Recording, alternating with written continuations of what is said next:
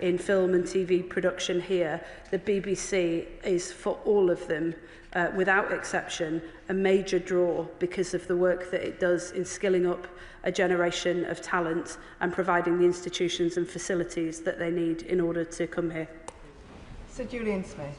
I welcome the tone of her statement, but it's not just editorial challenges for the BBC. There's been a total lack of deftness on dealing with talent-related issues and other scandals over the past few years. Also governance. We've got BBC Studios, a commercial organisation with separate whistleblowing schemes, whilst hiding behind the BBC brand. Would she reflect on the broader skills needed to make the changes necessary so the BBC can maximise the huge global opportunities, both in news and in productions? He's absolutely right to raise the issue of the handling, lack of deftness, and also, I would add, lack of urgency in relation to some of these issues that have arisen over the past couple of years. I would say to him, let this be the moment that this changes. That is the tone and nature of the conversations that I've been having with the senior leadership of the BBC. And I would also echo the points that he makes about the skill sets that are required in order to make sure that the BBC can get onto a firm footing as we begin this next chapter. Sonia Antoniazzi. Madam Deputy Speaker, I'm no BBC basher. I want to protect it. I've written to the Secretary of State this morning, along with a number of cross-party MPs, asking if she will ask the BBC Board exactly why it delayed issuing an appropriate apology over the Panorama Trump edit, because this delay, as we know, inflicted further damage on the BBC, our country's most trusted news source. And I agree with Hannah Barnes that she said in an article yesterday in the New Statesman that the corporation must turn this crisis into an opportunity. So will she also seek clarity from the former Director General Tim Davie about the worrying words in his resignation letter that the BBC needs to be championed and not weaponised? Can I thank the Honourable Lady for the letter that I received earlier today? I have discussed this particular issue with the BBC about the delay in issuing an apology. I've been given a full account by the chairman of the board. It's not for me to answer on behalf of the BBC, but she will have heard that the Select Committee intends to call members of that committee, and I'm sure this will be a question that they'll raise with them. Pete Wishart. Madam Deputy Speaker, debates about partiality, of course, is something that we in Scotland are more than familiar with, particularly if you're on the 50% side of Scottish independence. But these sustained attacks on the BBC by forces that seek to undermine and mould it into their instrument must be resisted. And surely this could be assisted by the sacking of Robbie Gibb. But will she assure me that any changes in leadership, BBC Scotland's editorial independence will be maintained and it will continue to serve us according to our national debate and our political culture? Well, he'll have heard the comments that I made about the legal threshold that must be met for any changes in leadership. The government appoints the chair of the BBC. We don't appoint individual staff members, and the board member that he mentioned was appointed by the last Conservative government, and his term was renewed just weeks before the general election. So I'm unable to take the action that he requests. But in terms of, he mentions nations and regions, which are very close to my heart as well. Through the Charter review process, we will be seeking to ensure that the nations and regions of the BBC are able to drive the direction of the organisation, and that people in every part of the UK will be able to see a fair share of content that reflects their lives, their communities and their contribution. Daniel Zeitler. Thank you, Madam Deputy Speaker. I spent time yesterday with journalists at BBC Radio Cambridgeshire admiring their dedication and professionalism, which stands in marked contrast to this shabby debacle that sullies a great institution's reputation. But isn't part of the problem the fragmentation of what should be a public service? And frankly, this failure is symptomatic of the long-term fragmentation of so many of our public services, which have been a consequence of the party opposite. Well, as I said to the House just a moment ago, the Charter review marks the start of the next chapter of the BBC and its long and proud history, and that will be the moment when we will be able to come together as a whole House and as a whole country to agree the future of the BBC. Vera Hophouse. Thank you, Madam Deputy Speaker. There are certainly many questions, particularly to those who deliberately set out to destroy the BBC. But I want to ask her this particular question in the absence of not being able to remove certain members from the board. Can she not make a commitment that all future appointments should be conducted through a transparent process rather than being political appointments? Well, the House was asked to approve the terms of the last charter, and similarly the House will be asked to approve the terms of the next charter, which will set out how the BBC will operate for the next decade. It will certainly look at issues around appointments and transparency and structures as well. That will be her opportunity to get involved. Pamela Nash. Thank you, Madam Deputy Speaker. Many have expressed their annoyance at the BBC in recent days for being too woke or too Tory or too liberal, or in my case, for allowing the Honourable Member for Clacton to appear on the Question Time panel more often than he's appeared in his own constituency. But isn't the fact, Madam Deputy Speaker, that the BBC has been attacked by every side evidence that the BBC continues to make every effort to maintain balance in a world of increasingly polarised and divisive media? She makes the important point that although none of us should seek to downplay the seriousness of the failings which the BBC has admitted, accepted, apologised for and now must show tangible action in order to address, the BBC is and remains the most trusted source of news in this country and one of the most trusted sources of news all over the world, and we lose it at its peril, at our peril. Rebecca Paul. Thank you, Madam Deputy Speaker. Like many here, I want to see the BBC rebuild public trust and return to its core mission. But it must be recognised that as a result of its pro-gender ideology bias, they failed to adequately report on issues such as the use of puberty blockers and cross-sex hormones in children, the placing of violent men in women's prisons, and the loss of women's medals in sport to biological males. And on top of all that, they've attributed the crimes of violent men to women. Calling a male sex offender she can never be responsible, impartial journalism. How does the Secretary of State intend to ensure that the BBC moves away from its current ideological approach on gender to one that is based on facts and evidence?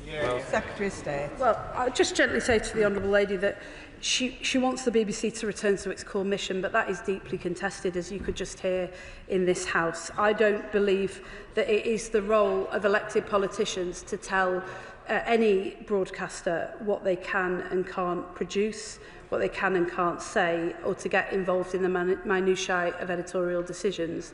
I do think it is the right and proper role of this House to make sure that editorial standards are robust, they are thorough, they are well thought through, and they're applied consistently. That's what this government has been seeking to uphold in the conversations that we've had with the BBC in recent weeks, and will continue to do so.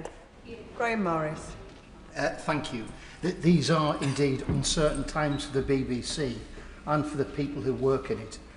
Would the Secretary of State agree with me that it's important that we remember that the 2025 Reuters Institute Digital News Report found that the BBC remains the most trustworthy news brand in the UK, with 60% of respondents rating it highly for trust?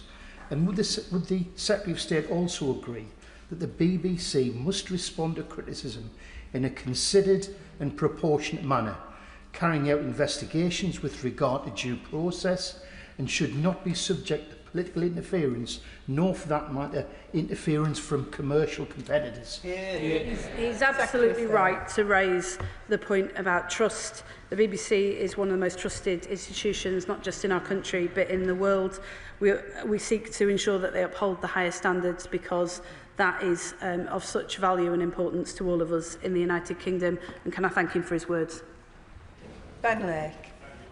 I was very pleased to hear the Secretary of State confirm that the nations and regions will form a very important part of the BBC Charter Review, and to that end she will know, of course, that over 90% of S4C's funding is derived from the BBC licence fee. So can I ask her that in the process of the BBC Charter Review, the financial stability of S4C will be... and I look forward to working with him as we start the Charter Review process to make sure that that continues. Matt Rodder. Thank you, Madam Deputy Speaker. Madam Deputy Speaker, staff at the former BBC monitoring station in Caversham in my constituency played a vital role over many years monitoring broadcasts from around the world, and indeed they broke a number of important news stories over the years, including the Iranian Revolution, only possible because of the public service model and the dedication of the staff and their skills. Could I, whilst I welcome the Secretary of State's statement today, could I ask her to say a few words of thanks to the staff of the BBC for their continued work and its vital role as a public institution? Yes, I've heard the comments that I made earlier in response to my honourable friend. I want to commend those many BBC staff, particularly those who put themselves in danger in order to report fearlessly from parts of the world where that is not possible. Recently, I came to this dispatch box to pay tribute to all of those journalists operating in Gaza in particular, where the loss of life has been without precedent. We owe them a great debt of thanks, and I'd like to place that on record today. Sir Roger Gale. Thank you, Madam Deputy Speaker. It's a very long time since I was taught to edit tape with a Chinograph pencil and a razor blade. But the fundamental principle remains the same. You don't change the sense of what somebody has said, ever. Those who have read the transcript of Trump's speech and then compared it with the Panorama edit know full well that that programme was a travesty of journalism and deeply dishonest. And it also represented a desperate lack of editorial control. But, Madam Deputy Speaker, I part company now with some of my colleagues. I believe, and I still believe, that the overwhelming majority of the journalists employed by the BBC, and for the record, those employed by independent television and Sky News, work fearlessly, faithfully, and honestly to deliver the truth. And where those are working overseas, as has been said, with great courage also.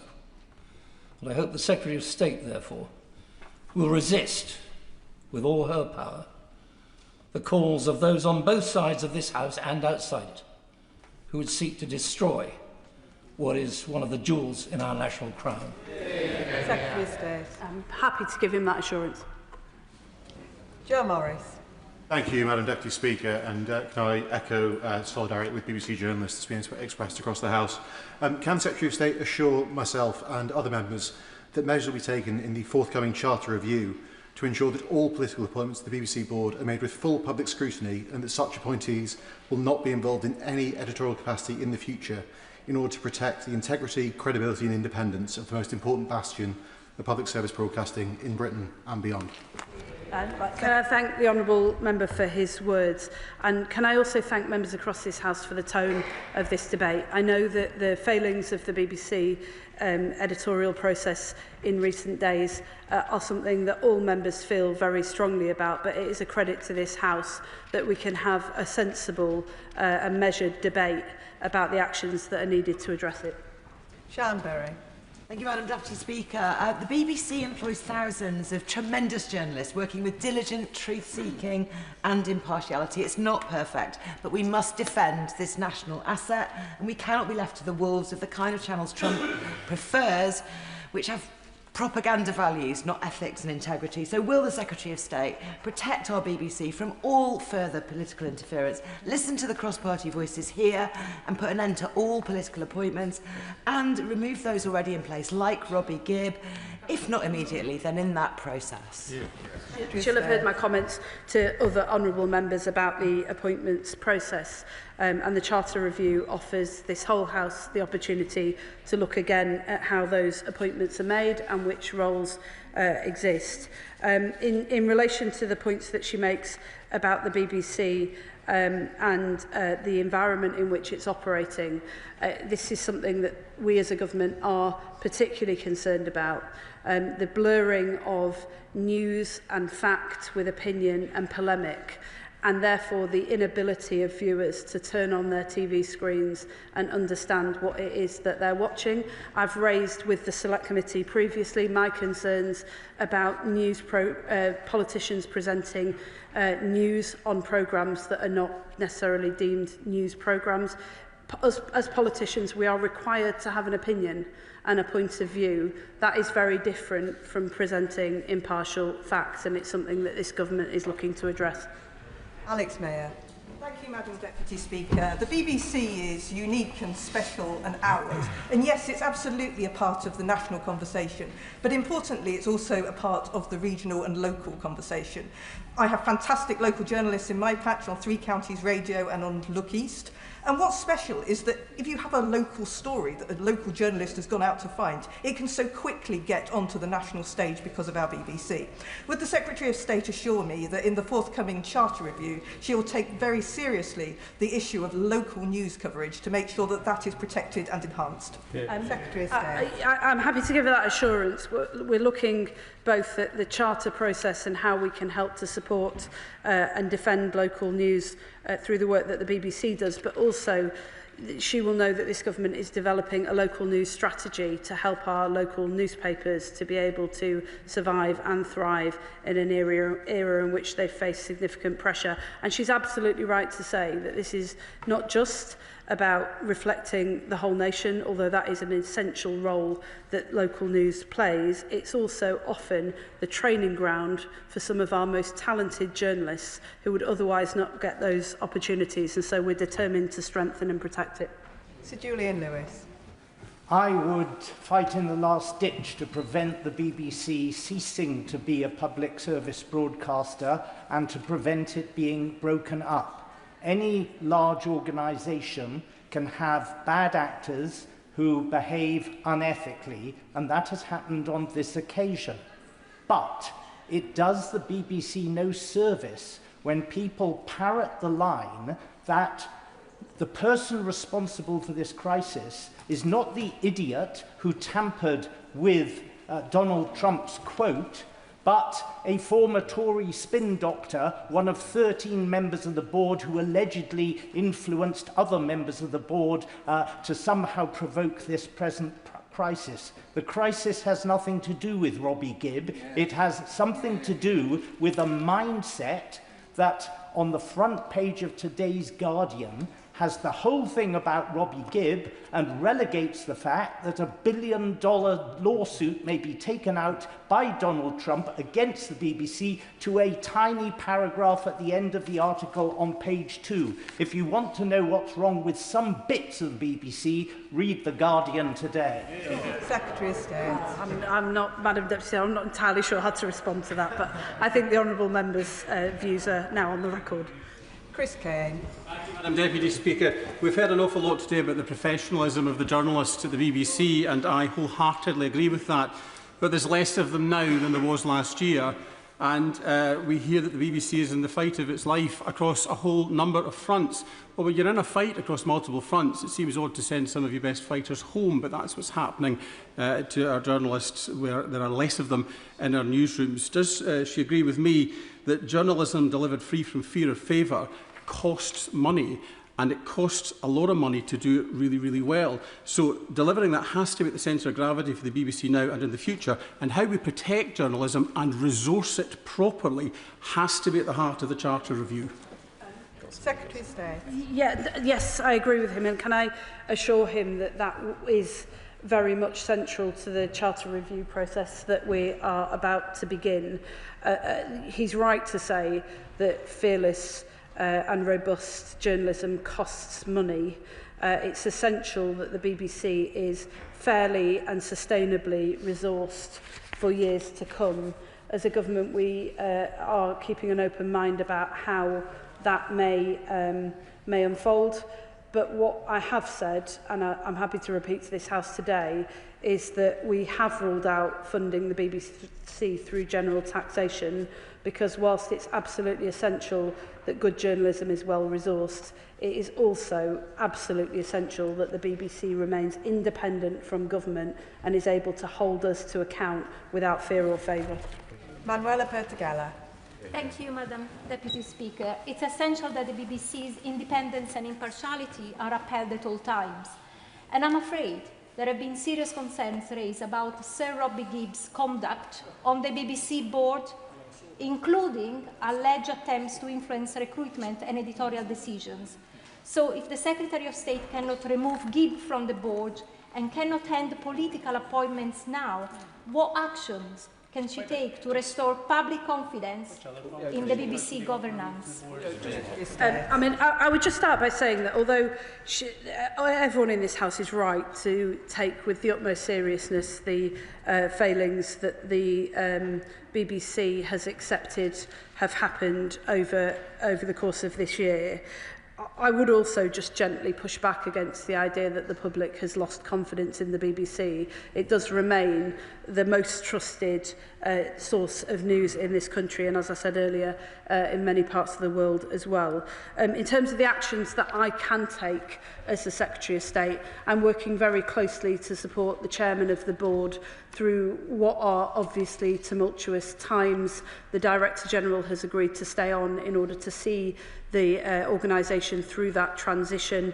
We've already had discussions about the process for recruiting for a new Director General and the need to strengthen the work of the board and senior leadership when it comes to editorial oversight. That includes, as I said in answer to the Honourable Gentleman a moment ago, a discussion about the mix of skills and experience that is needed at the highest levels of the organisation. Thank you, Madam Deputy Speaker. I welcome the Secretary of State's statement today because, of course, it's absolutely right to hold the BBC to the highest standard because that's actually the best way to defend our national broadcaster. But does she agree with me that it's not acceptable for members of this House who are paid by the BBC's commercial rivals, in fact, looking at the time, one of them's probably in makeup as we speak, to use their status as an MP to mount sustained and frenzied attacks that have only one aim, to destroy this British national institution? Secretary of State. Well, as I said to the House earlier, there is a difference between the absolutely legitimate and right and proper role of members of this House to raise serious concerns about the decisions that have been made at the BBC over recent months and the response to them. There is a difference between that and a sustained attack on an institution that has stood at the centre of public life for over a century and belongs to us all. Jim Shannon. Thank you, Madam Deputy Speaker. Can I thank the Secretary of State very much for her answers in the statement. It has been clear over years that there's been a bias in the BBC. I have concerns over the last 12 months on at least 4 topics. BBC bias against Brexit, BBC bias against my party, the DUP, elected representatives back home in Northern Ireland who refused to engage with the BBC, BBC bias for Gaza against Israel, BBC bias against free Iran government in exile, with the BBC promoting the son of a former dictator. My goodness me, it's quite unbelievable. 2 people have resigned, but the canker of editorial control is still there. So, Secretary of State, the question I have today is just when will it end? Is this just a pause, or is this the end? Thank you. Secretary of State. Well, can I reassure him that, as somebody who has shared my frustrations with some of the failures at the BBC over the last 16 months and my frustrations about the response at times, that I have felt very much throughout this process that there is a recognition of the seriousness of this at the highest levels of the BBC. And in the conversations that I've had with senior leadership in the institution, there is also a discussion and a consideration of what wider changes need to be made in order to maintain and uphold the highest standards going forwards. He asked when will it end. I think the answer to that has to be now. Jim Dixon.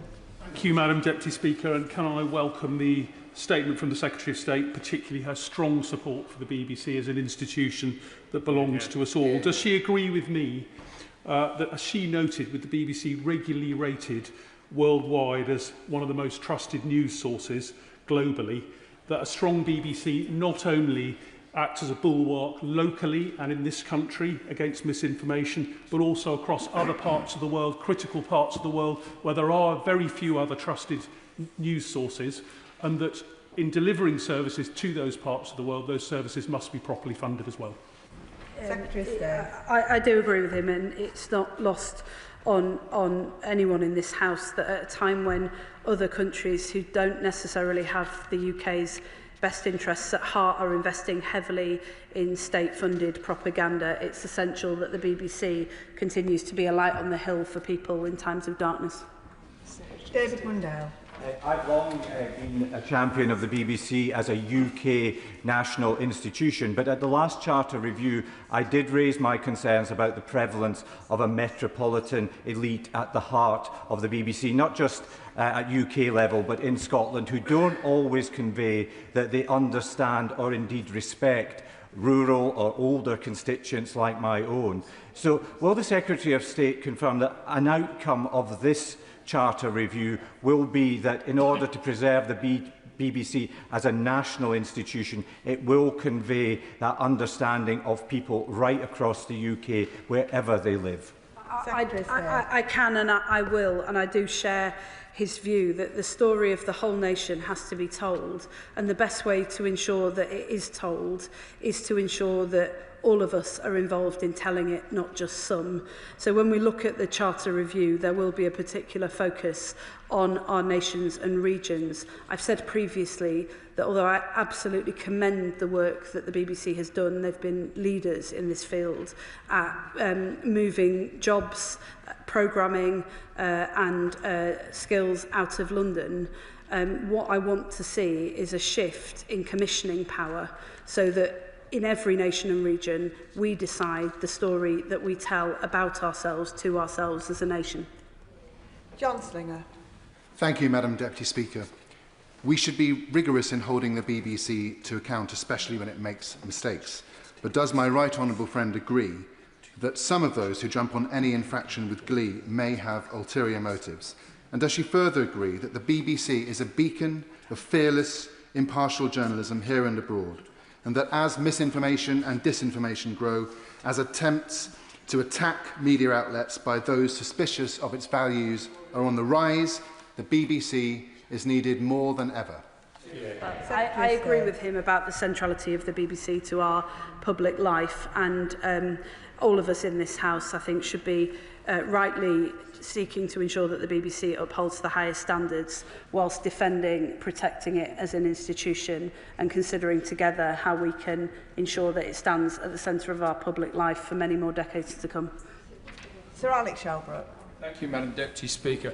I was pleased to hear the government last week announce that in the education curriculum they're going to be tackling fake news and what that's about.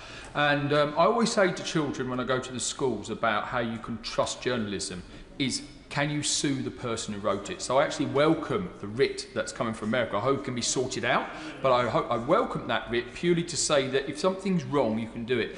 But the basis of why we're here today, and forget all of the politicking about who's on the board and what is it about Trump or anything else, is that the BBC faked a piece of news. And how that happened, we've really got to get to the heart of. So may I ask the Secretary of State that she uses her office to work with the current Director General to get right to the heart of how this was ever allowed to happen, because that fundamentally is, we've heard and we all believe that the BBC is a respected journalistic organisation, but this is probably the biggest crisis it currently faces, because right now you can honestly say they faked the news. Secretary of State. Well, he asks if I'll use the office that I hold to ensure that we get to the bottom of this and that there's full transparency. I will, of course, do that, and I think the whole House will also be grateful to the Honourable Member, the Chair of the Select Committee, for taking action quickly to make sure that that account is open to the public and transparent as well. Gregory Campbell. Deputy Speaker, sometimes there is a case of the Westminster bubble when assessing things like the BBC and then the real world outside. Some of us in Northern Ireland have been pressing the BBC for many, many years to be more transparent, to be more independent, to be more impartial. So this latest debacle is but one in a long line. And we're not talking about light entertainment or drama. No one questions that, and that by and large gets a green light from most people. It is news and current affairs. And there's no point in people distracting by introducing a conspiracy within the BBC board. Is now not the time for an opportunity to start afresh with a transformed BBC service to give us an impartial news service that many of us have demanded for years? Secretary of State. Well, the Charter Review will provide us with an opportunity to do just that. Dr Andrew Merrison. Speaker, why does the Minister think that the national leadership of the BBC has spent hundreds of thousands of pounds of licence fee payers' money resisting attempts to get the publication of the Biden report in 2004? And does she suspect, like I do, that it might be because the conclusions drawn 20 years ago very similar to the conclusions that have been made apparent in the now leaked Michael Prescott report, particularly around a culture that makes it possible for it to be okay to doctor and distort the facts in order to suit a pre-formed agenda? Well, I think that's a question for the BBC, but when the editorial members of the editorial committee appear before the Select Committee, I'm sure that is something that the committee will rightly challenge them on. Al Pinkerton.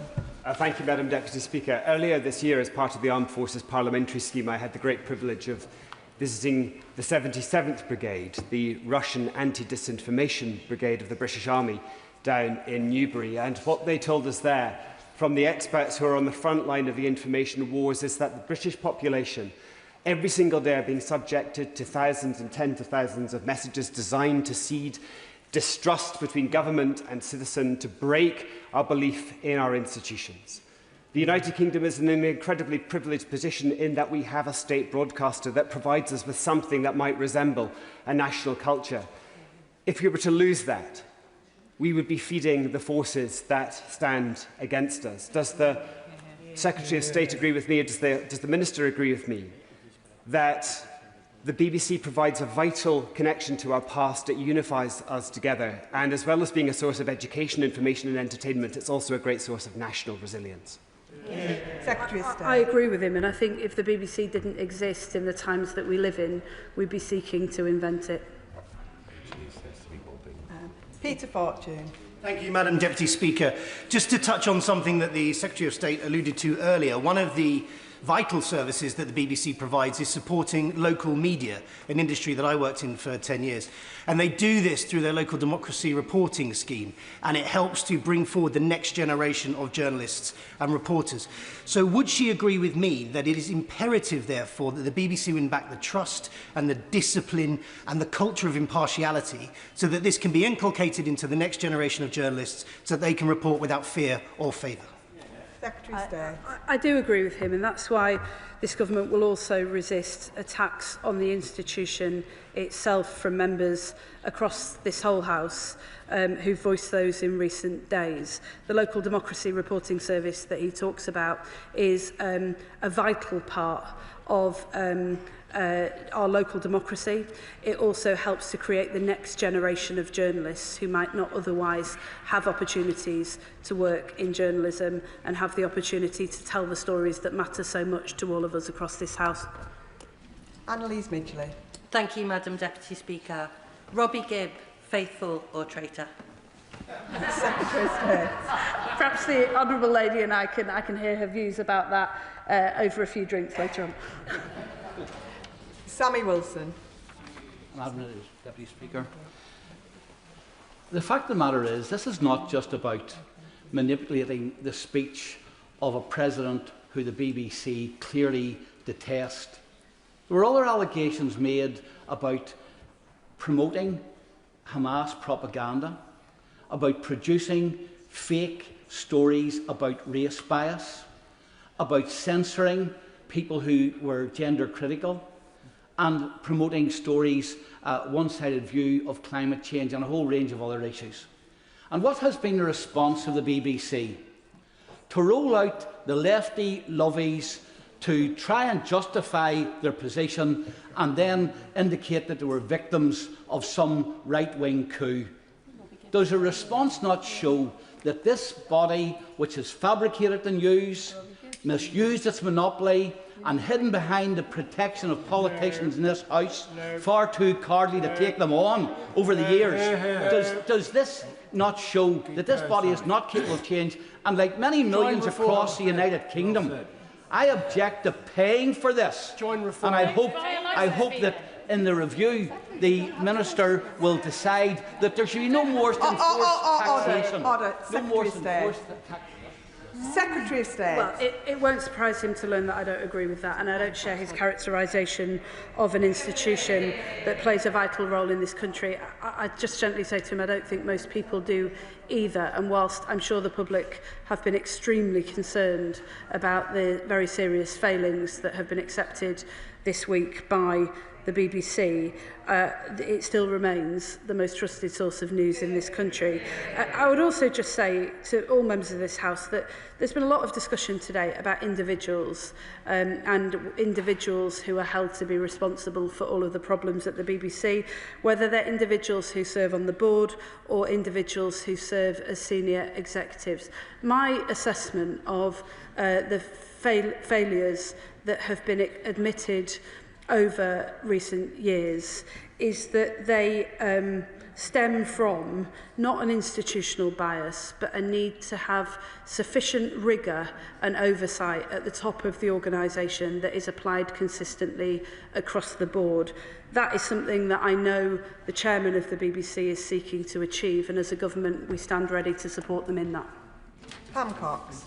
Thank you, Madam Deputy Speaker. In the early 2000s, I lived in Hanoi alongside my husband, who was reporting on Vietnam for the BBC, and I saw for myself how he and the BBC worked very hard for truth. He then spent a year in Myanmar working alongside extraordinarily brave local journalists under a military dictatorship who were seeking to expand public broadcasting. So does the Secretary of State agree with me that the BBC's trusted journalism is one of our strongest defences against disinformation, both at home and abroad? Secretary of State. I do agree with her, and I'd also like to pay tribute to the work that BBC Verify does in helping to empower our citizens to be able to navigate a very difficult news environment. Rupert Lowe. Thank you, Madam Deputy Speaker. Auntie is definitively a monopoly. When Mr Reith, for good reason, wrote into the Charter that she should inform, educate and entertain with complete impartiality, he did it for good reason. This recent disgusting episode with this Panorama programme, where we've undermined our relationship probably with our greatest ally, is just the tip of the iceberg. So would the Minister agree with me that now is the time to responsibly defund this monopoly? And if she doesn't agree with that, would she agree it's time for root and branch reform, with a view to ensuring that, in the same way that she's done with football club boards, we see people who are actually forced to pay for this service represented across the country on the board of the BBC?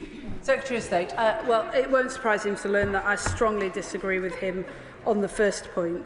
On the latter point, the issue of public accountability to the public is something that my honourable friend raised a moment ago, and is something that we've been thinking about with the senior leadership of the BBC and others as we approach the Charter review, and it's certainly something that I'd be happy to discuss with him.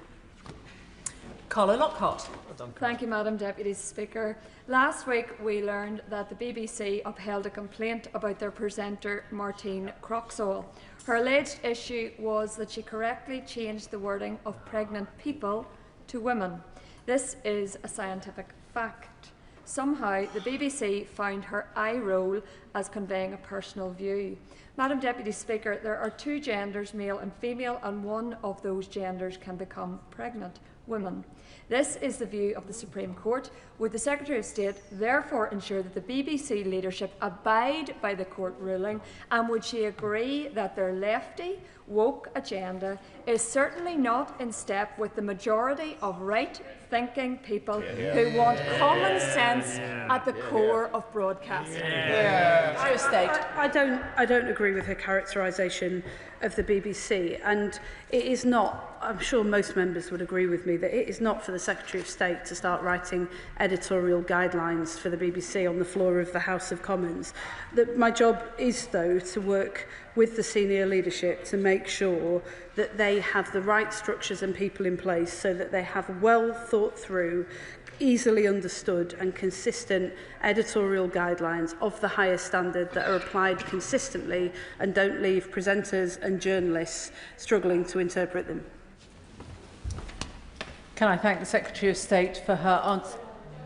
Point of order, Anna Sabine. Thank you, Madam Deputy Speaker. I would just like to seek clarification on something. I think during the course of this debate, it's possible that the Secretary of State has given the impression that she doesn't have the power to remove BBC board members, whereas in fact the BBC Charter empowers her to remove anyone who is unable, unfit or unwilling to perform the functions of a member, and I seek your guidance about how to take this forward.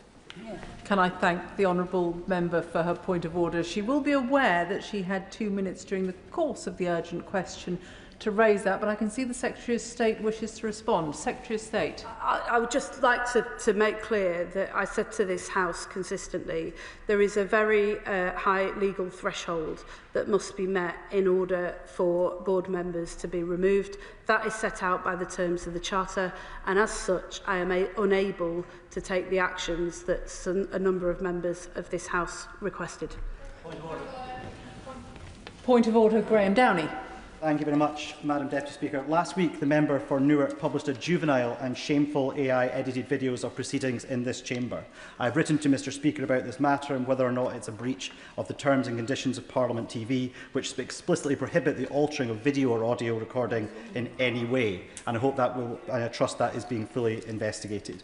More broadly, however, Madam Deputy Speaker, I am deeply concerned that while this video was obviously edited, the use of generative AI is fast evolving, and I believe this House must protect both itself and our wider democratic system by drawing a firm line in the sand. Yeah. Attempts to edit words, gravitas and the responsibility of this place when members speak in this chamber is not acceptable, is disrespectful to colleagues and moreover an affront to democracy itself. Can I ask you, Madam Deputy Speaker, what sanctions can currently be imposed on members of this House to deter and prevent this type of behaviour? And if they are not currently adequate, what more can be done to ensure our democracy is protected better in the future from this use of AI technology? And I understand the member for Leighton and Wanstead wanted to raise a similar point of order. Calvin Bailey. Deputy Speaker.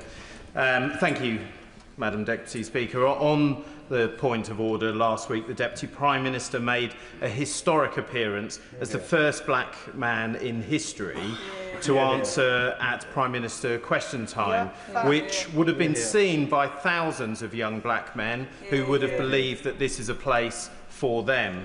Footage from that appearance has sadly been doctored for circulation on social media in violation of Parliament's rules on the use of footage, namely rules 1.2, 1.4 and 2.1, including a video shared from the account of the Right Honourable Member for Newark. So, Madam Deputy Speaker, would the Chair advise me how I and other honourable members can ensure that such flagrant breaches do not occur again? Can I thank both members for their points of order and just seek clarification that the Right Honourable Member for Newark was informed in advance of the point of order. The terms and conditions for downloading and making use of clips from Parliament Live are published online. While it would not be appropriate for me to refer to guidance given to individual members, I would urge all colleagues to follow the rules. Ultimately, I am not responsible for what members post online. How we treat each other is important and sets the tone for national debate. I would ask members to consider carefully what is in good or bad taste and to exercise good judgment in what they post online about colleagues. On the broader point about the use of AI in relation to footage of our proceedings, that is an issue that the Administration Committee may wish to pursue.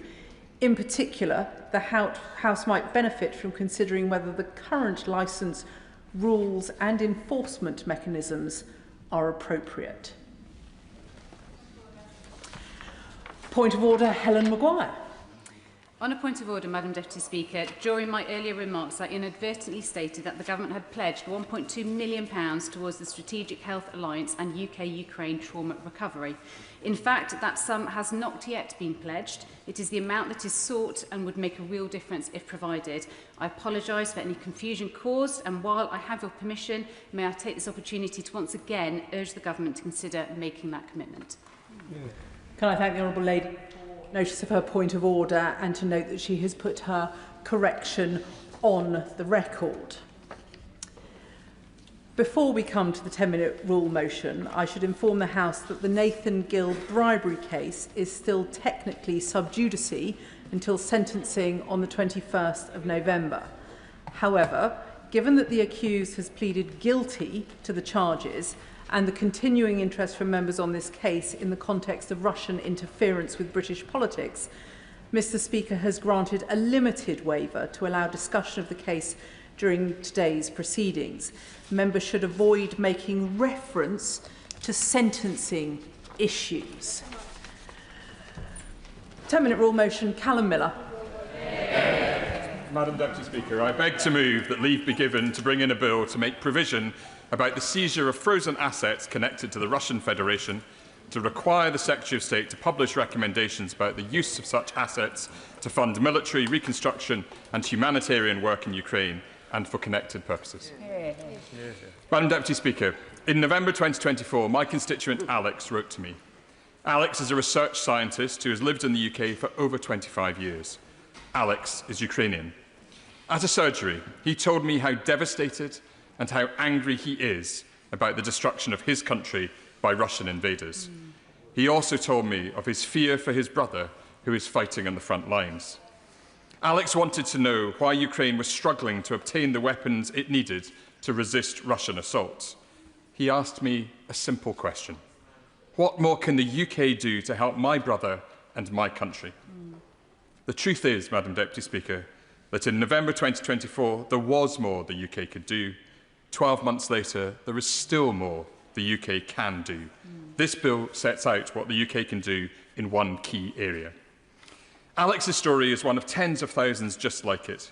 We've all heard them from amazing Ukrainians who've been hosted by communities across the UK since Russia invaded.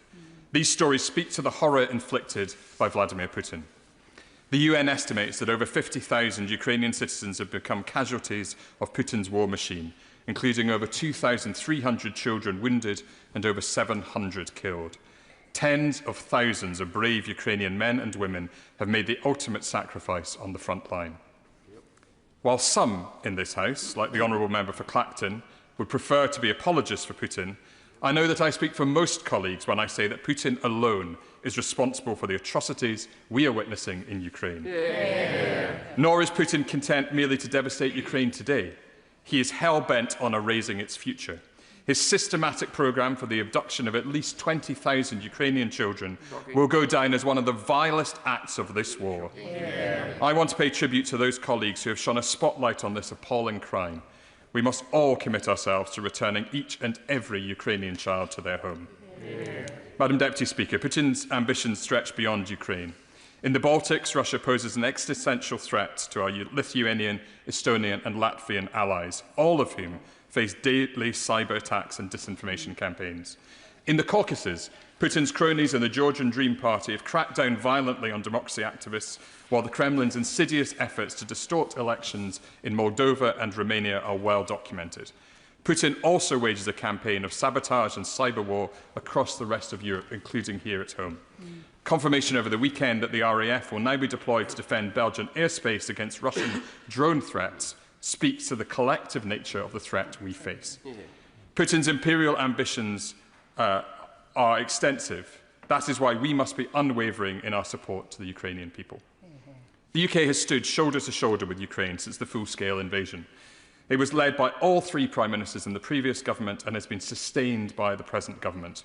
Across that time with support from nearly all parties in this House, and we should be proud of that legacy. In providing weapons, equipment and fighter pilot training, we have helped keep Ukraine in the fight. Our leadership in G7 efforts to crack down on Russian oil revenues has been vital in cutting Putin's profits. although Liberal Democrats continue to call on the government to go further to ensure that no actors in the UK economy can facilitate the sale of Russian gas. We are also pushing the government to explain why over £30 million worth of Russian planes were imported to the UK last year. Madam Deputy Speaker, Britain's contribution has been crucial, but we cannot rest on those laurels. Rather, we must double down on our support. Last month, Ukraine's Defence Minister Denis Shmyhal laid out the challenge. He estimated that Ukraine will need to spend $120 billion on defence in 2026, of which Ukraine itself can cover half. That leaves a $60 billion hole, which Ukraine's allies have a duty to help fill. For many months, Liberal Democrats have called on the government to fund Ukraine's defence through seizing frozen Russian assets across the UK. The most recent estimates suggest that £300 billion worth of Russian assets are frozen across G7 countries, which includes close to £30 billion here in the UK. Seizing the UK-based assets could allow us to fill half of the projected deficit in Ukraine's required defence spend for next year, while ensuring that Putin and his cronies are the ones who pay. We could help turbocharge Ukraine's deep strike capabilities whilst bolstering the supply of air defence systems. In short, we could provide Ukraine with a vital new lifeline of support. So we find ourselves today at a critical point. Ukraine's need for finance is urgent. The UK's efforts to move the G7 and particularly EU allies have not yet resulted in success. At the same time, one very specific item allied to this topic highlights the frustrations felt by so many in this House. In May 2022, the Conservative government announced that they had, and I quote, agreed a deed of undertaking with Roman Abramovich. They said, again to quote, he committed the proceeds to a charity in a jurisdiction agreed by the government for the purposes of helping victims of the war in Ukraine. In common with other members, I have asked ministers about these funds. On the 24th of January, the 17th of March and the 21st of May, the Foreign Secretary and the Foreign Office Minister in his place told me that they were, to quote, redoubling our efforts, doing everything I can and working at pace. Yet still, over 3.5 years on, there is no progress towards releasing the £2.3 million, suggesting an alarming lack of either resolve or creativity from successive governments. Madam Deputy Speaker, I am keenly aware of the arguments raised against seizing Russia's frozen assets. The primary concern is that a direct seizure creates the possibility of litigious action by the Kremlin. The second is that by acting against Russia, we might inadvertently undermine wider confidence in the UK as a safe haven for financial assets. In response to the legal risks, the actions of the US in adopting the Repo Act and of Canada in adopting the CEMA Act demonstrate that other allies believe it is possible to legislate effectively to allow for asset seizures. And on the financial risks, I quote the previous Foreign Secretary, Lord Cameron, who said in March 2024, I think that the economic case is very strong. Here we are in the City of London, one of the great financial centres of the world. I do not think that using that money will disadvantage us in any way. I am conscious too that these concerns have inspired important efforts in Brussels. These have aimed at securing Europe-wide agreement on proposals which would allow for the use of frozen assets, whilst reassuring Belgium in particular, where the majority of frozen assets are held, that the legal risk will be both reduced and shared. While I welcome these efforts at securing international consensus, those proposals have stalled. And with each day that passes without concrete action to unleash the potential of the assets, Putin's war machine makes further progress. Madam Deputy Speaker, last month we learnt that, shamefully, an elected UK MEP, Nathan Gill, took payment from a Russian agent, Olay Voloshin, to repeat pro-Russian propaganda in the European Parliament. Shame. Mr Gill sat in the European Parliament with party colleagues who now sit in this House. It is for the Honourable Member for Clacton to explain his meetings with Mr Voloshin's wife, and for the Honourable Member for Boston and Skegness to explain his public support for Mr Gill in 2019, and his more recent hospitality from Vladimir and Lyubov Chernukin. But I know that the overwhelming majority of colleagues in this House, just like the constituents we all represent, want us to provide the brave men and women of Ukraine with the funds they need to defend themselves. I am proud to present this bill on a cross-party basis and grateful to my co-sponsors and other members who have shown their support. Madam Deputy Speaker, 13 months later, I am still motivated by Alex's question. I am no longer prepared to tell him that it is very hard or that Belgium is cautious. This has become a question of will. The time for delay and timidity is over. I believe it is the will of this House to legislate so that the UK can lead our G7 and EU partners in seizing Russian state assets here in the UK and in making them available to Ukraine. Ukraine needs her friends to step forward with urgency and purpose. She needs our financial support today so that she can purchase the military material to drive back the Russians and defend her sovereign territory. And so, Madam Deputy Speaker, I urge the Government to show leadership towards our European and G7 allies and to work with colleagues from across the House to enact this bill. Now, before I put the question, I would just like to confirm that the honourable member did in fact inform the members for Clacton and Boston Skegness of his intention to refer to them. It would be a courtesy of the House, if he hasn't, for him to have done so in advance. The question is that the honourable member have leave to bring in the bill. As many as are of that opinion say aye. Aye. Of the contrary, no. I think the ayes have it. The ayes have it. Who will prepare and bring in the bill? James McCleary, Monica Harding, Dr Al Pinkerton, Mike Martin, Richard Ford, Sir Ian Duncan-Smith, Stephen Gethin, Sir Julian Lewis, Alex Sobel and myself, Madam Deputy Speaker. Callum Miller.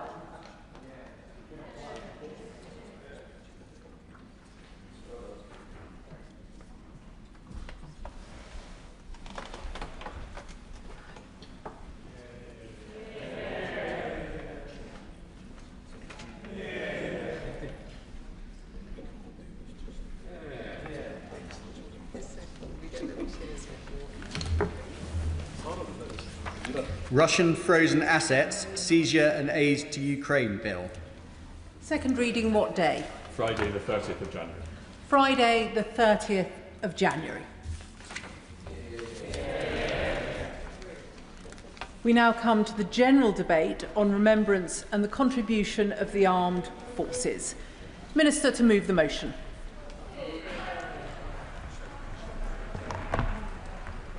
I beg to move this House has considered remembrance and the contribution of the armed forces. On Sunday, His Majesty the King led the nation in commemorating generations of men and women who served, fought, and in many cases did not return home. Around 10,000 veterans gathered at the Cenotaph in Whitehall to observe the traditional 2-minute silence and take part in the Royal British Legion's Remembrance Sunday March Past. As a veteran myself, I was immensely proud to march as part of the Royal Marines Association. At memorials in towns, villages and cities right across the UK, civilians and members of the armed forces also came together to pay their respects of those who have made the ultimate sacrifice in all wars. Now, we owe everything to those heroes who laid down their lives to defend our shores, protect our interests, and safeguard our way of life. The peace and the freedom that we enjoy today is their precious legacy, and it's a reminder that freedom is not free. And Remembrance Day is the most important opportunity we have as a nation to come together and to honour them. Remembrance for me, and indeed I think many other veterans around the country, is about remembering the friends and the brothers in arms that we have lost. The specific moment when life was perhaps taken away, the gunfire, the explosion, the screaming, the chaos, the mud and the dust. And it is these heightened senses at a time of a traumatic event that are imprinted upon your memory. These memories are as vivid as the birth of your first child, a birthday or any other impactful occasion, but they have very different meaning. Remembrance is about just that. It's the one day of the year where you are safe to remember, where memories surface and we pay collective tribute to those that are serving and indeed have served. It is also a very important time for this House, which has always had a special affinity for our armed forces and veterans.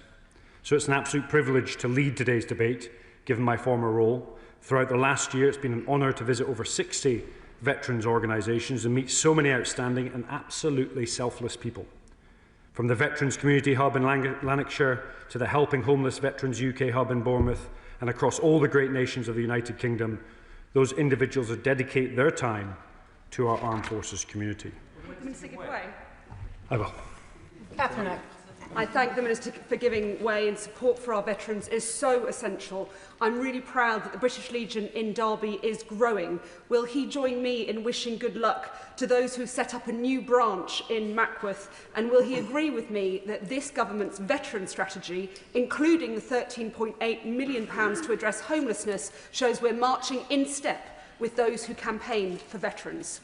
Minister. I'd like to thank the honourable friend for her contribution, and definitely good luck to the RBL on expanding that portfolio. It's fantastic to see. And I hear Derby RBL have raised the most of any other RBL Derby within the country. Now, I'd very much like to state... let me finish this paragraph and then you can jump in. I would very much like to state on the record my personal thanks to the Royal British Legion and their work on the Poppy Appeal this year, and indeed for every year. I'm sure all colleagues across the House would echo this appreciation, and I very much look forward to hearing colleagues' contributions from across this House today. In 2025, it's been a really busy year for military anniversaries, particularly those associated with the final year of the Second World War. Now, in April, we marked 80 years since British troops swept across Northern Europe and liberated Bergen-Belsen concentration camp. We remember the horrors and atrocities that those soldiers witnessed firsthand, and the incredible work they carried out afterwards, burying the dead, containing the spread of disease, and caring for the survivors.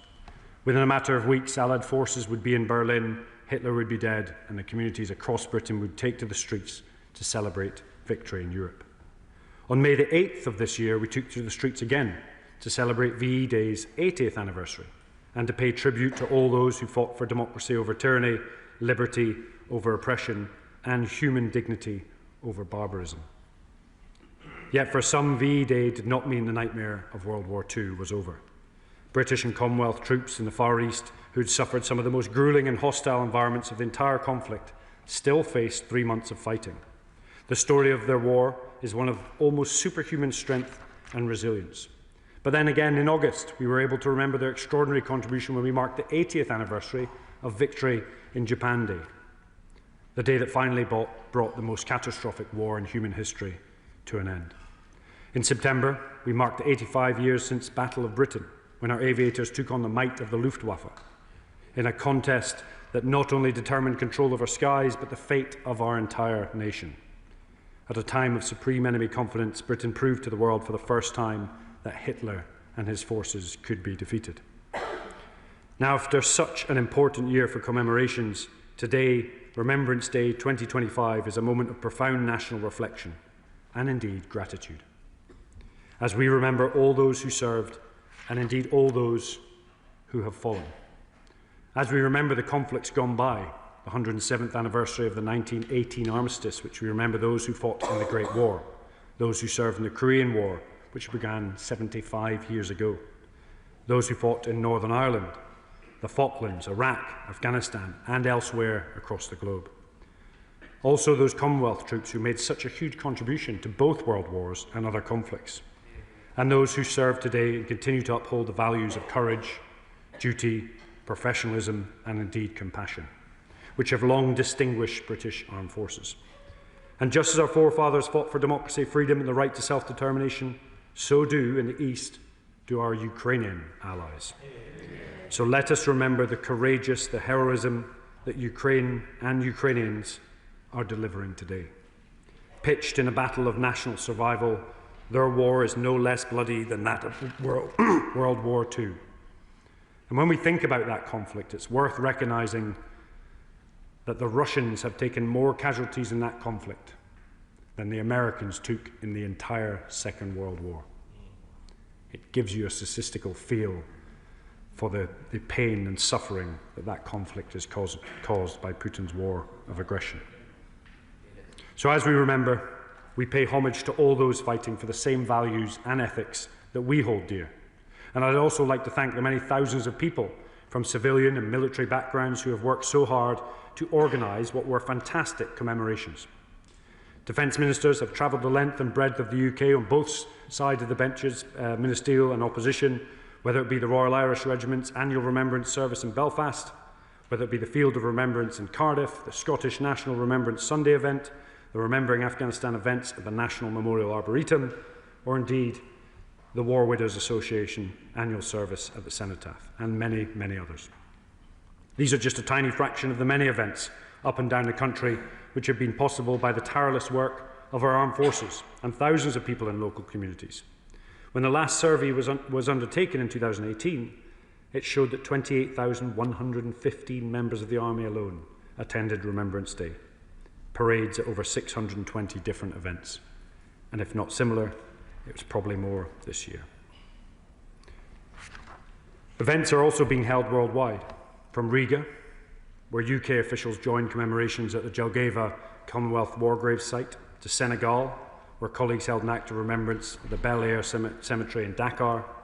And as we discuss the role that our armed forces play in remembrance today, we must also consider the remarkable work that serving personnel perform all year round, educating young people about the history of defence, deterrence and warfare, promoting awareness and raising funds through charities, including through the Royal British Legion's incredible Poppy Appeal, and working with the Commonwealth War Graves Commission to maintain military graves to the highest possible standard all around the world.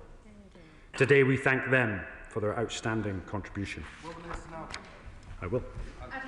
I'm very grateful to the Minister for giving way, and I won't take it personally in the interest of peace and togetherness that he chose the East Midlands over the West Midlands earlier, Madam Deputy Speaker, that he should know better. But can I just thank the Minister, being from the West Midlands, but can I thank the Minister for his reference to young people, and will he join me in thanking all those young people I was with today at the Cenotaph in Newcastle Lyme this morning, from local schools who had their homemade poppies and wreaths, in whose hands our future and our commitment to democracy and to peace lie. And it is no more important responsibility on us as adults, as it were, to make sure that they are part of bringing our country together. I'd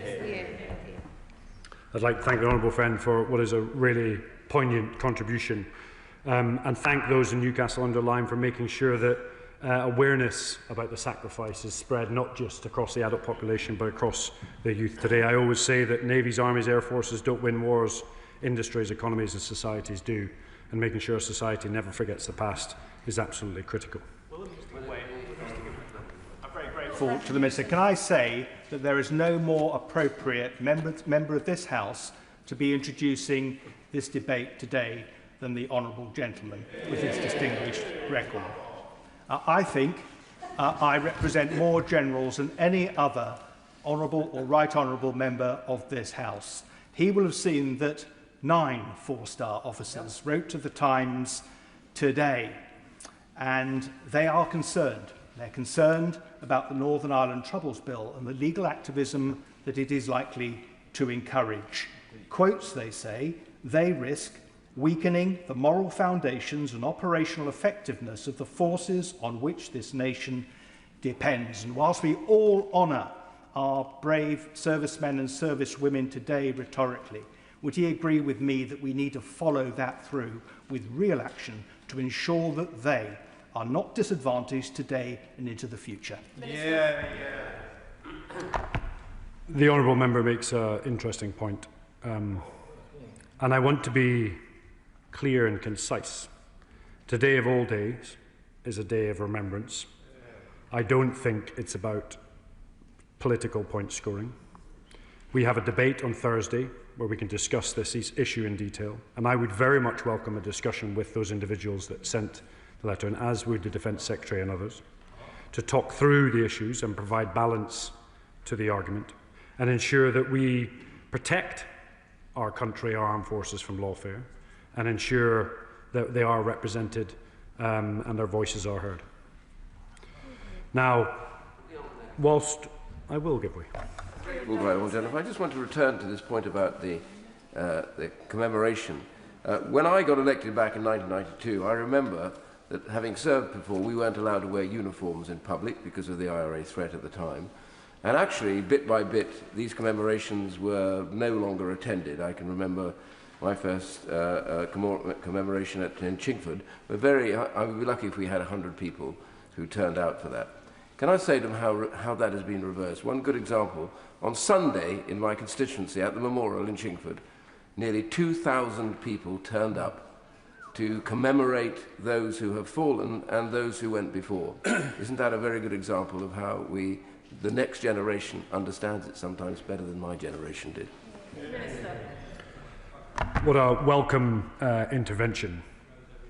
I was stewed with the veterans during the Cenotaph March Past, and it always astounds me that when you're stewed there with 10,000 people, and as the guns fire, there is complete silence in one of the busiest capitals in the world. And it's a somber but hugely humble experience.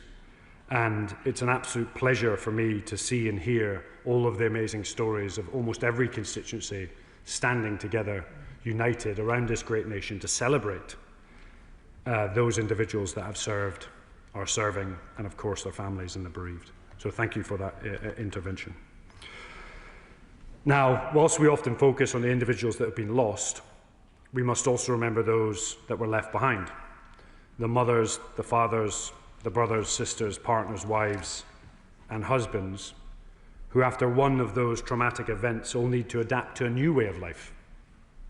We need to remember them and remember them all, and acknowledge that whilst the loved ones perhaps paid the ultimate sacrifice, it's not just the individual that serves, but the whole family that serves, and they often suffer in silence long after the event.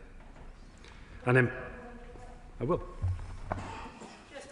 I thank the right honourable gentleman for giving way, and he's right to acknowledge not just the veterans but those that have loved them. And today my son had the privilege of reading names at our local cenotaph of those that were killed in World War II, and also of my best friend who was a Royal Marine who died in 2012 in Afghanistan. And it was an incredibly proud moment for me that my son got to read his name and remember the sacrifice that those that have loved and lost made for us to live our lives. So thank you to the Minister for acknowledging those that have loved and lost. Well, thank you for such a moving contribution. And may I say, in jest, you have a very good choice of best friends. And I know his memory will live long into the future. And it's a delight to hear that your son was taking part in that commemoration. Now, importantly, we must look after bereaved children.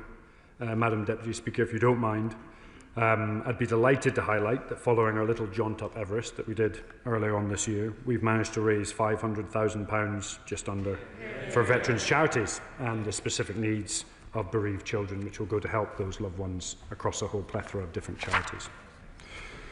Now, we show our eternal gratitude too for those families which have cared for members of our armed forces after returning from service, those who often bear the physical and mental scars of the conflicts that they've experienced.